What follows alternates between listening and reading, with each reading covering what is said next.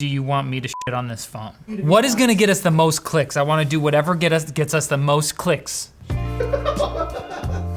This isn't the real box. Yeah, dude, that's all they had. Is this a joke? That's all they had. I'm a professional video host. Engineering sample. We're about to get the Galaxy S22 if all the rumors are right in a short amount of time. Here we have Samsung launching the Galaxy S21 FE, which stands for Fan Edition. Yeah, Founders Edition. Well, it's not Founders Edition because you're already almost a year late. And this is their shtick now, I guess what they do, right? They release the main phone and then they release an FE version of the phone, which is like a little bit stripped down, but cheaper. And is that, oh, new colors. Oh, the colors, I see them now. Oh, that one's really good. Yeah, so the Galaxy S21, in case you were wondering, Jono, I'll let you know, it's $699 for the 128 gig version, which is $100 more expensive than the Pixel 6. This thing starts at $599, and this thing starts at $699, and so that's why we're gonna be kind of looking and comparing them a little bit. Recycling. I do not feel respected in this moment right now. This is not the true unboxing experience I was anticipating when you asked me if I wanted to host this video, and I come on here bubble wrap. On the plus side, I think this is actually what comes in the real box, basically. You might have some like documentation and stuff. So it comes with a USB-C to C cable and a SIM ejector thing, and no power plug, no wall plug. And here comes the S21 FE 5G. Oh me, oh my. Olive is the color? Is that what that is? Yeah. I am not usually someone to actually care at all about the aesthetics of a phone, but I like this color. It's plastic, but it's got this sort of like there's a bit of like a shadow too. Like it looks like the logo on the back is sort of raised a little bit above through like using some clear acetate or something. I don't know materials, but it looks cool. We have the power button and a volume rocker, I'm assuming. On the bottom, we got a USB-C Type-C port and one speaker grill. Disappointing a little bit, but it's the FE edition. It looks kind of like an iPhone with the metal ring on the outside and the bands. Okay, so we got the hole punch situation going on. Okay, so 6.4 inch display, 120 hertz refresh rate, which I believe is the same as the Pixel 6 in terms of the size anyways. This Pixel 6 has a 90 hertz display. OLED versus AMOLED. It's kind of interesting, the more budget-friendly options that these companies are now putting out are like this is the more budget-friendly one. It's got a 120 hertz display. That was on the flagships a few years back. Nice job. It's also got a Snapdragon 888, so it's got that flagship power, at least until the Snapdragon 8 Gen 1s start showing up. 6 gigs of RAM by default, which is okay in these days. 128 gigs of storage at the $699 price point, and then it goes up to $769 if you go for the 256 gig option. On the back, we got 3 cameras. One's a 12 megapixel primary, then there's a 12 megapixel ultra wide and an 8 megapixel telephoto. Apparently this thing can go 30 times combined digital and real zoom. 30 times is okay, you don't need more than that. On the front camera, you got a 32 megapixel. It's got an IP68 water dust resistance rating. It does have 5G, which I guess is just the default now. And that's about it for the regular specs.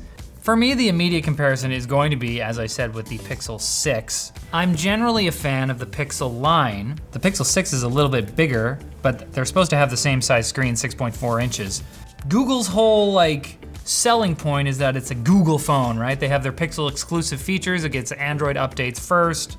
They got their Tensor chip on here now. They're custom made with the good AI stuff. You know that good AI stuff. They got Magic Eraser on the Pixel 6. They got the Face Unblur. But the thing is that Samsung is not just another Android manufacturer. They have their own One UI custom variant of Android. I mean, like when you go to their settings, it almost seems like a completely different operating system compared to the Pixel operating system. They both have advantages over the other, but this one's $100 cheaper.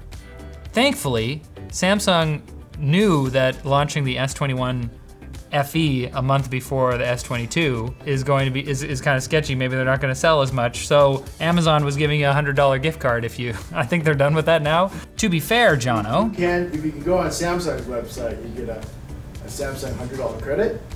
Oh, what? Yeah. Let's take a look at the camera. Why don't we? Because that's probably one of the most important things. There you are.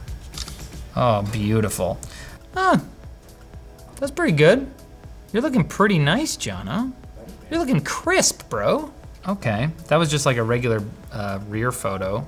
But which one? Oh, okay, so I got the ultra wide. Whoa! Can't call me fat. 0.5 times, 1 times, 3 times. Now this is the 8mm telephoto. Wow, the stabilization. Stabilization is really good. Now I'm on the 30 times zoom. Stop moving, stop. There he is. I have located the object eraser feature, which was the star of the show of my Google Pixel 6 Pro short circuit unboxing. And I wanna try it out. Object eraser, it's got an N there because it's new. Okay, so just like on Pixel, we can just tap or draw around anything you wanna erase. Get rid of that chair. Get rid of that chair, get out of here. Erase. That is pretty good. Dang. Google, watch out. What about the shelf? It wants the whole shelf. Get rid of it. It's pretty ugly. We can bring up, that was pretty good. We can bring up the comparison from the Pixel 6 Pro video and put it next to each other. But this is a battle of the content aware fills on phones.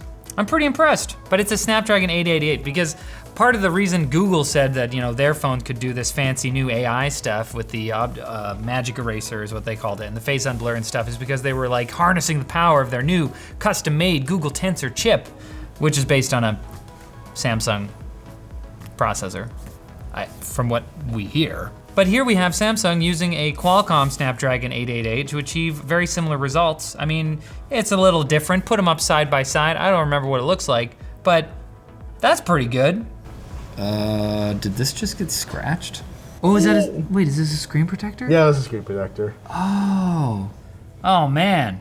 You don't want that to happen to your phone, so I guess you should get protective things from Dbrand. Our sponsor. But not if you're buying the S21 FE because Dbrand's not supporting it because they think that this phone is dumb, which is fair enough. But if you have other types of phones, Dbrand has some good skins, I guess. Do they even care about me saying that? No, just don't buy it. They got cases, they got screen protectors, they got skins. Go to Dbrand and get your stuff, or don't. It seems like they don't really care. The leather is pretty sweet though. The Dbrand leather? Dbrand has leather apparently, I'm being told. Dbrand! Get a thing on your phone made from a dead animal. So now our Pixel 6 is charged. Thank you so much, Jono. And I'm gonna check out the camera. Oh man, I feel like I'm really softened more on the Pixel instead of and less on the Samsung for some reason. I expected it to be the opposite. Okay, so this is an interesting benefit. If you're into selfies more, if you're doing TikToks and looking at your face a lot because you're a narcissistic piece of you might want the S21 FE. It's got a 32 megapixel selfie camera, and I'm guessing this is something like 8 megapixels, maybe 12. It's a lot blurrier, and that's super obvious. Let's take one of these. Oh, we got a little bit less visual noise on the S21 than the Pixel 6 in the dark areas of the photo, although it does seem like things are a little bit more, the brightness is up on the S21, but we got a little bit more color saturation on the Pixel 6. I mean, they're both great cameras and great photos, and at the end of the day, we're really nitpicking here, but I don't know. It's not, the point being that there's not a clear winner. It's not like I can look at one of these and be like, haha, this thing's a piece of crap, no one should get it, and same thing for this one. I think there are pros and cons. If you're into the Google ecosystem, if you're into the Pixels, the Pixel 6 might have some, especially with the Tensor stuff, I don't know, are they gonna add more AI stuff? AI is a cool buzzword, and that's not to be discounted.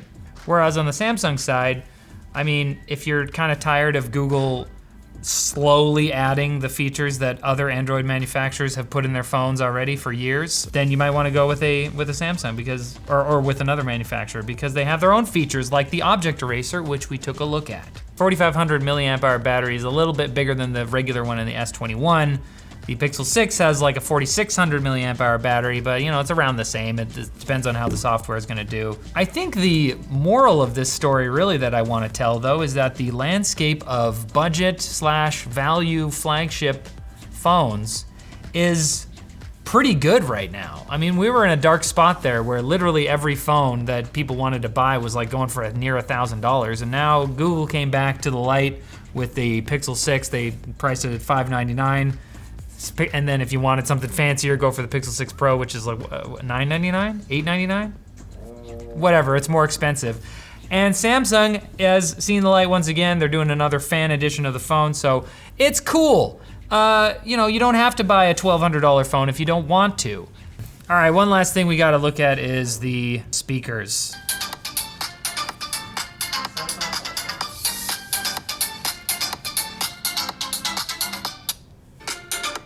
I like that. I don't know, one doesn't sound particularly worse than the other to me. They just sound like a little different. Yeah. This one has, there's a little bit of mids missing from this, maybe, and like you kind of hear it. This is a bit more fleshed out. Either way, they're fine. Buy yourself a phone and subscribe to Short Circuit, the YouTube channel. But more importantly, don't forget about TechLinked.